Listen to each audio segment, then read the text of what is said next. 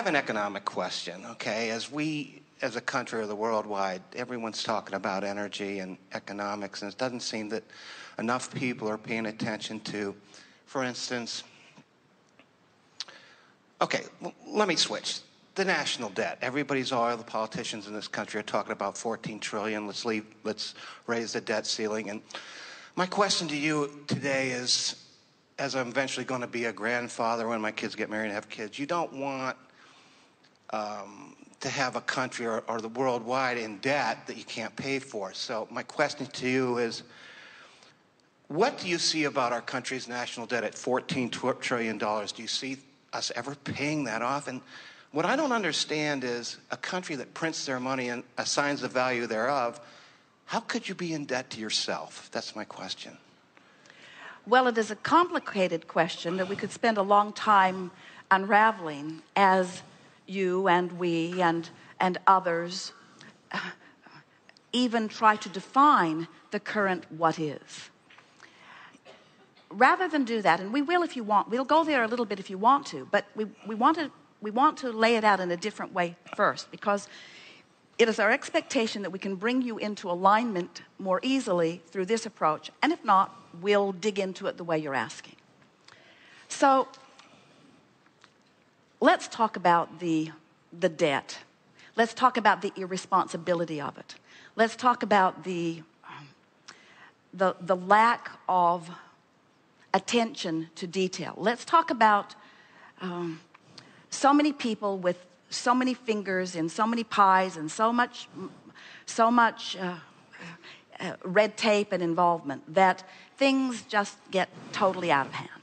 Let's talk about a government that is spending more than it is taking in and seemingly paying no attention. Now, we got very specific as we're picking up on the vibration of what's bothering you. And so we're off in this rather detailed and negative place. Now, one of the things that we really want you to understand is that in every attention to what is not wanted, there is an equivalent bounce of what is wanted.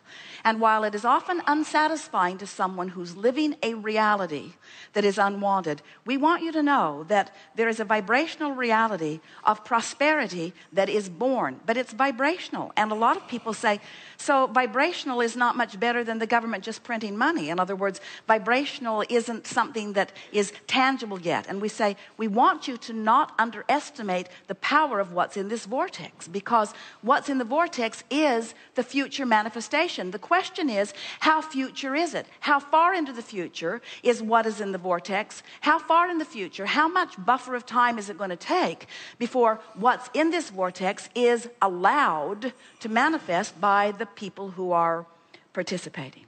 Well, what we've noticed is that you don't have to explain it to everyone or even to anyone. When you understand that what is in the vortex is yours to claim at any time that you want, then you begin to recognize that there are people who always thrive in the worst of times, just like there are people who never thrive in the best of times. In other words, the overall economy, while we acknowledge that the better the economy is doing, the better people feel, but that's because most people are offering most of their vibrational offering in response to what they're observing. So if they're observing booming times, then their vibration is more about booming times, so they allow more booming for themselves. If they're observing busting times, then their vibration is more about busting, and so they deprive themselves of more.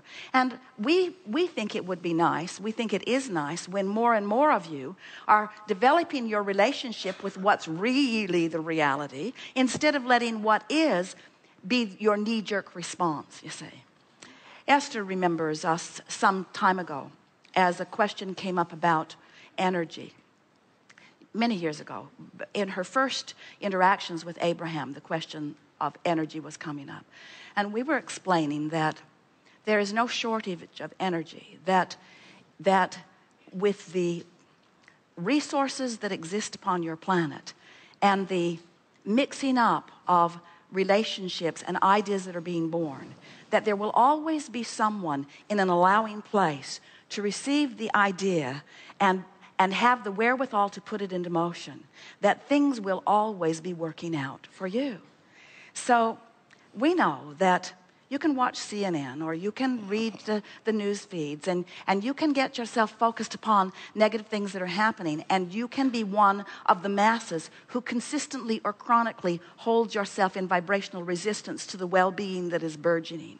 But it is our promise to you that just as now, Esther saw a documentary the other day where there are some cells that are not much bigger than that table that are running FedEx buildings and Walmart buildings, that it is a piece of sand that is between these wafers, and it is painted on both sides of it, and the chemical response or the response is producing current or electricity.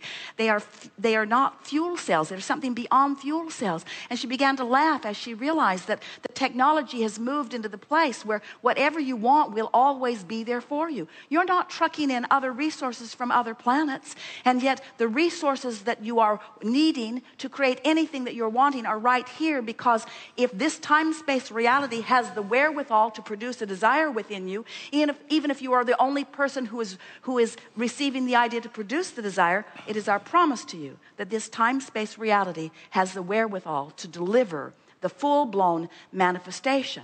If it can be a vibrational reality, and you have contributed a very powerful one here today, the wherewithal to create that vibrational reality into manifestation is sure. The question is, how soon? And we say, we don't want that to matter, because we don't want the way you feel to be dependent upon them all figuring it out. If you can say to yourself and really mean it, I don't need them to figure it out and get it all fixed and flowing before I can feel better. I can feel better because I have the vision and I have the dream and I know about the vortex and I can line up with it.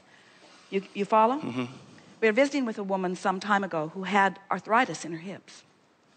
And she was really uncomfortable, experiencing a lot of pain. And she said to us, Abraham, I hear you and I get it that I need to think more positive thoughts. But she said, it's really hard to feel positive when my body hurts so much. What should I do? And we said, well, if you can hear us when we say that it's possible to have pain in your body and feel hopeful at the same time, or you can have pain in your body and feel fearful. But the vibrational difference between fear and hope is the difference between recovery or not. So we're essentially saying the same thing. You can be experiencing an economic downturn of global proportions, but if you don't let the reality that is be the controller of your vibrational relationship to the correspond, you see, the worse the economy is, the bigger the bounce and the more the vibrational reality is burgeoning with ideas. We have never seen a more robust vibrational reality ever before. This is a leading edge vibrational reality. And the reason that we visit with you is to help you individually and collectively claim what you've put there, you see. Claim what you've put there. But you can't claim what's in the vortex and claim what's happening at the same time, because they're contradictory vibrations. And you can tell by the way you feel, by your optimism, by your certainty, by your security, by your sense of well-being, by your understanding that the next generation and the next and the next and the next and the next and the next, do you know that in the same way that this bounce in this vortex, that the energies coming into the new bodies are coming from this vibrational stance, not from the what is vibrational stance. That's why there's always a generation gap. New ones coming forth are reluctant to accept your assessment, your negative assessment of what is. They're born optimistic because they come from the vortex where optimism reigns, you see. So as individuals, all you got to do for your own personal thriving is make your claim on what's there, which requires, and we know it is not an easy thing to accomplish, but if you hear what we're saying today, you may decide to do it anyway.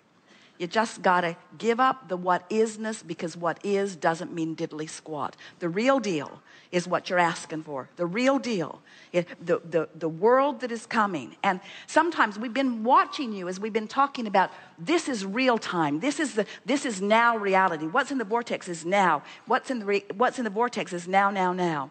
And we've noticed that sometimes this vortex feels so futuristic to you, especially when you're talking about global events. It's hard to imagine things turning around. That the buffer of time is sort of a point of discouragement in and of itself. And it is our desire that as a result of the conversations that we're having together here today, that you will realize that this buffer is not as long time-wise, that it really has nothing to do with time. It only has to do with those like you coming into alignment with it now. And you know, if one who's in alignment is more powerful than millions who are not, it doesn't take much believing in the robustness of the vortex to turn your personal thriving around. And it doesn't take too many of you personally thriving before the 100th monkey thing kicks in and people all around the world begin to get it too, you see. Good time for a segment of refreshment.